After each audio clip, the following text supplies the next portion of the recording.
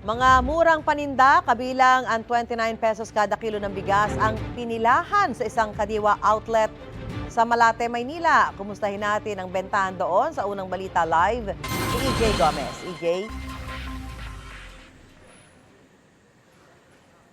Susan, nandito nga tayo ngayon sa isa sa mga Kadiwa outlet ng Department of Agriculture dito sa Bureau of Plant Industry sa Malate, Maynila, kung saan maaring makapamili ang ating mga kababayan ng prutas, gulay, condiments at ilang frozen goods sa mas murang halaga.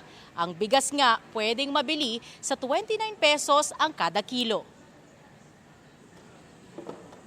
Alas 2 pa lang ng madaling araw, nagbaba na ng mga supply ng iba't ibang agriculture items ang mga contracted distributor at cooperative dito sa Kadiwa Outlet sa Malate, Maynila. Ang gulay po natin ay nanggagaling po sa Nueva Ecija.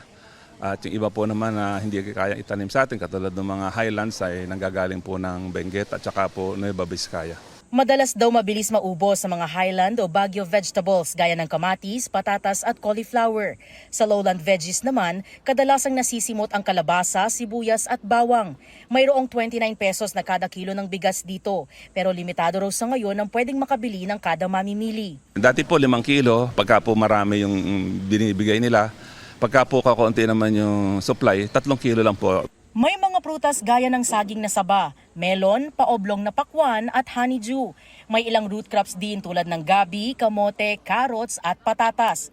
Sa spices naman, maraming pagpipilian. Siyempre may bawang at sibuyas. Meron ding turmeric at luya na aabot sa 300 pesos ang kada kilo sa mga karaniwang palengke. Dito, 210 pesos lang. May asin din na 25 pesos lang ang kada kilo. Ang kada 1/4 ng brown sugar naman, nasa 20 pesos lang. 6 pesos at 70 centavos naman ang kada piraso ng medium size na itlog, habang ang pulang itlog, 15 pesos ang isa. May ilang frozen items din tulad ng isda, manok at longganisa.